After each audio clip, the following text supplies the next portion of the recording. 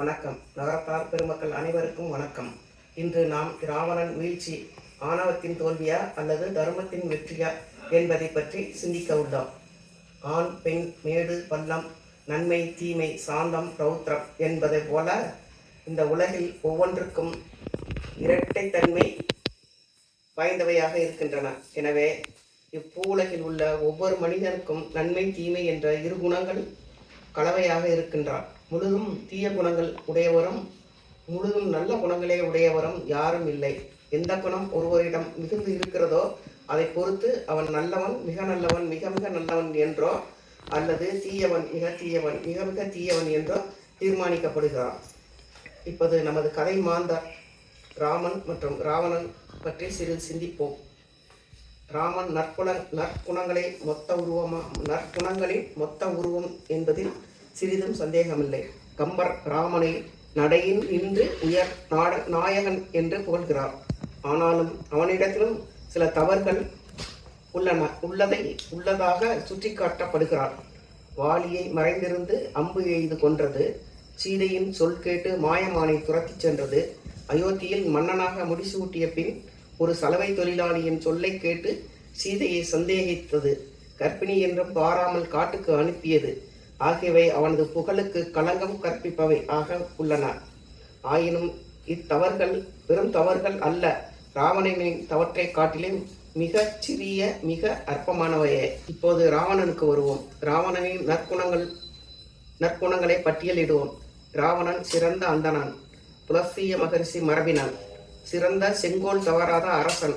அவன் ஆட்சியில் குடிமக்கள் மகிழ்ச்சியுடன் வாழ்ந்து வந்தனர். மிகச் சிறந்த போர் வீரன், யாரும் வெல்ல முடியாத வரம் பெற்றவன். சோதிட கலையிலும் ஆயுர்வேத வைத்திய சாஸ்திரத்திலும் நிபுணன். நல்ல அறிவார்ந்த கவிஞன், வீணை வாசிப்பதில் நிபுணன். அவனது 10 தலைகளும் 6 சாஸ்திரங்களையும் 4 வேதங்களையும் குறிப்பதாக சொல்லப்படுகிறது. எல்லாவற்றிற்கும் சிகரம் வைத்தாற்போல் அவன் ஆழ்ந்த சிறந்த சிவபக்தன், சாமகான விற்பனன். இவ்வாறு நற்குணங்கள் இருந்தும் என்ன பயன்? ஒரு குடம் பால் எவ்வாறு ஒரு துளி விஷத்தால் பயனற்று போகுமோ அதைப்போல் அவனது பிறர்மனை நயந்த விஷமாக அவனது எவ்வளவோ நற்குணங்கள் ஒன்றும் இல்லாமல் செய்துவிட்டது. சரி, இவ்வளவோ அறிவுடைய மனிதன் தன்னை சுய பரிசோதனை செய்து கொண்டு திருத்திக் கொண்டிருக்கலாம் அல்லவா? ஆனால் கேடு வரும் பின்னே மதி கெட்டு வரும் முன்னே என்ற முதுமொழியை போல பின்னால் வரவுள்ள கேட்டினை உணர முடியாத அளவு அவனது அறிவு மழுகச் செய்து விட்டது. என்னை விட பெரியவர் யார் என்ற ஆணவம் தலை தூக்கி நின்றது. காமம் கண்ணை மறைத்தது. சரி, சொந்த புத்தி இல்லை, பிறர் சொல்லை கேட்டு திருந்தியிருக்கலாம் அல்லவா? ராவணன் கூட்டிய அரச சபையில் அவனது தம்பி கும்பகர்ணன் எவ்வளவோ நல்லுரைகள் கூறி அவனுக்கு திருந்துமாறு வேண்டினான். ஆனால் ஆணவம் தலைக்கேறிய ராவணன் அவற்றை பொருட்படுத்தவில்லை. அனுமன் இலங்கையை எரித்து சாம்பலாக்கிய போது அது வரப்போகும் அழிவிற்கு முன்னோட்டம் என அறிந்தான் இல்லை. மேலும் மற்றொரு தம்பி விபீஷணன் கீழ்கண்ட அறிவுரைகளை கூறினான். இலங்கையை ஒரு வானரம் எரிக்கவில்லை, சீதையின் கற்பு சுட்டுவிட்டது. நீ முன்பு வேதவதி என்ற பெண்ணிடம் தகாத முறையில் நடக்க முயன்ற போது அவள் உன்னை சபித்தாள். அவளின் அம்சமே இப்போது சீதையாக வந்து உன்னை அழிக்க வந்துள்ளார். ராமனிடம் திருமாலிடம் இருந்து அகத்தியர் பெற்ற ஆயுதங்கள் உள்ளன. மேலும் சிவனிடம் இருந்து பெற்ற ஆயுதங்களை விஸ்வாமித்திரர் ராமனிடம் கொடுத்துள்ளார். இவற்றில் சக்தி அளவிட முடியாதது. கார்த்தவீரியார்ச்சுனன் என்ற மனிதரிடம் நீ தோற்றதை மறக்காதே.